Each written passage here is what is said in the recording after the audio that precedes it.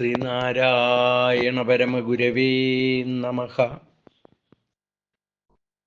പ്രിയ പഠിതാക്കളെ, ഇന്ന് നമ്മൾ പഠിക്കാൻ പോകുന്നത് അനുകമ്പാദശകം കൃതിയിലെ 9-ാമത്തെ ശ്ലോകമാണ്. ഹരനെഴുതി പ്രസിദ്ധമാം മറയെന്നോദിയമാമുനീന്ദ്രനു മര്യാദുടലോടുപോയൊരപ്പരമേശന്റെ പരാർധ്യഭക്തനോ.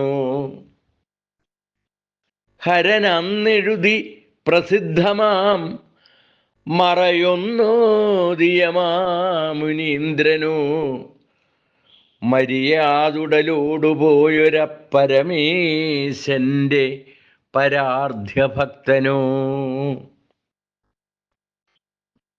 ഹരൻ അന്നെഴുതി പ്രസിദ്ധമാം. ഹരൻ എന്നെഴുതി,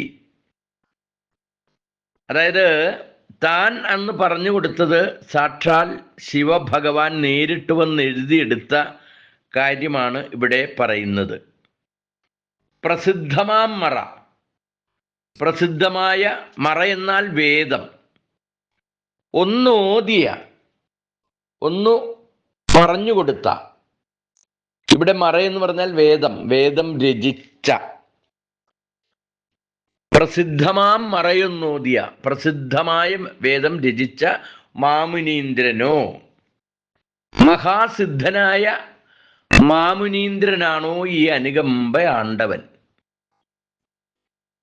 ഭഗവാന്റെ പാടലുകൾ മാത്രം പാടി ധന്യജീവിതം നയിച്ച ഭക്തനും കവിയും മഹർഷിവര്യനുമായ മാണിക്യവാചകരെ കുറിച്ചാണ് ഇവിടെ ഗുരു പരാമർശിച്ചിരിക്കുന്നത്. തൻ്റെ സത്യസാര ഉൾക്കൊള്ളുന്ന ഭക്തിരസപ്രധാനമായ ഗാനങ്ങളാണ് ഇവിടെ മറ എന്ന് ഉദ്ദേശിച്ചിരിക്കുന്നത്. അദ്ദേഹത്തിൻ്റെ ഗാനങ്ങൾ തിരുവാചകം എന്ന പേരിലും പ്രസിദ്ധി ആർജിച്ചതാണ്. മാണിക്യവാചകർ മധുരയ്ക്കടുത്ത് വടവൂർ ഗ്രാമത്തിൽ ജനിച്ചു. വടവൂർ ഗ്രാമത്തിൽ ജനിച്ചതിനാൽ വടവൂരാൻ എന്നും അദ്ദേഹത്തിന് പേരുണ്ടായിരുന്നു. മഹാപണ്ഡിതനായിരുന്ന അദ്ദേഹം പാണ്ഡ്യരാജാവായിരുന്ന അരിമർദ്ദനന്റെ കൊട്ടാരത്തിലെ രാജ്യത്തിലെ മന്ത്രിയായിരുന്നു. ശിവഭക്തനായിരുന്ന അദ്ദേഹത്തിന് ബ്രഹ്മരായർ എന്ന സ്ഥാനപ്പേരും രാജാവ് കൽപ്പിച്ചു നൽകി. എല്ലാം ശിവഭഗവാനിൽ അർപ്പിച്ചുകൊണ്ട് ഭഗവാന്റെ പാടലുകൾ സദാ ആലപിച്ച് ഭക്തിരസപ്രധാനമായ ഗാനങ്ങൾ രചിച്ച് ഭഗവാനിലേക്ക് സ്വയം സമർപ്പിച്ച് ആനന്ദ അനുഭൂതിയിൽ ലയിച്ച് കഴിഞ്ഞുകൂടിയ കവിശ്രേഷ്ഠനായിരുന്നു മാണിക്യവാചകർ. ഒരിക്കൽ നാഗപട്ടണത്തിനടുത്തുള്ള പെരുന്തുറ എന്ന സ്ഥലത്തുള്ള ശിവക്ഷേത്രത്തിൽ വെച്ച് ഭഗവാനിലേക്ക് നിറഞ്ഞ് എല്ലാം മറന്ന് ഭഗവാൻ മാത്രം, ആ രൂപം മാത്രമായിരുന്നു മനസ്സിൽ. അങ്ങനെ ആനന്ദാമൃത ലഹരിയിൽ ലയിച്ചിരുന്നപ്പോൾ വൃദ്ധവേഷത്തിൽ ഭഗവാൻ ഇദ്ദേഹത്തിൻ്റെ അടുത്തെത്തി വടവൂരാൻ്റെ പാടലുകൾ സ്വയം എഴുതിയെടുക്കുകയും ജ്ഞാനോപദേശം ചെയ്ത് അനുഗ്രഹിക്കുകയും ചെയ്തു എന്ന് പറയപ്പെടുന്നു. അതോടുകൂടി മന്ത്രിപദം വേണ്ടെന്ന് വെച്ചു. ഒരു ഭിക്ഷുവായി തീർന്നു. ഭിക്ഷുവായി തീർന്ന വടവൂരാൻ സദാ ഭഗവാനെക്കുറിച്ച് ശ്രുതിമധുരമായ ഗാനങ്ങൾ രചിച്ച് ആലപിച്ച് ആനന്ദ നൃത്തമാടി ആനന്ദലഹരിയിൽ ജീവിച്ചു പോന്നു. ഒരു നാൾ ഭഗവാൻ സ്വയം പ്രത്യക്ഷപ്പെട്ട് അരുളി ചെയ്തു, നിന്റെ ഗാനങ്ങൾ അർത്ഥവത്തും ശ്രുതിമധുരവുമാണ്. ആയതിനാൽ കവികളുടെ രത്നം എന്നർത്ഥമുള്ള മാണിക്യവാചകർ എന്ന ബിരുദനാമം നിനക്കു ഞാൻ സമ്മാനിക്കുന്നു. അങ്ങനെയാണ് വടവൂരാൻ മാണിക്യവാചരാകുന്നത്. അങ്ങനെ ആ നാമധേയത്തിൽ തന്നെ പ്രസിദ്ധനാവുകയും ചെയ്തു. ഒരു നാൾ വൃദ്ധവേഷത്തിൽ പ്രത്യക്ഷപ്പെട്ട ഭഗവാൻ മാണിക്യവാചകരുടെ പാടലുകൾ എഴുതിയെടുക്കുകയും അടുത്ത ദിവസം പൂജാരി നട തുറന്നപ്പോൾ വിഗ്രഹത്തിനടുത്ത് കണ്ട ഒരു താളിയോലയിൽ ഇപ്രകാരം കുറിച്ചിട്ടിരിക്കുന്നു: മാണിക്യവാചകർ ചൊല്ലിക്കേൾപ്പിച്ചത്, ഭഗവാൻ എഴുതിയെടുത്തത്. ഇതാണ് ഹരൻ അന്നെഴുതി പ്രസിദ്ധമാം മറ എന്ന പേരിൽ ലോകമെങ്ങും അറിയപ്പെട്ടത്. അങ്ങനെ ഭഗവാന്റെ ഭക്തദാസനായി മാറിയ മാണിക്യവാചകർ ഭഗവാന്റെ അനുഗ്രഹത്താൽ ഉടലോടെ സ്വർഗത്തിലേക്ക് പോയി എന്നാണ് പറയപ്പെടുന്നത്.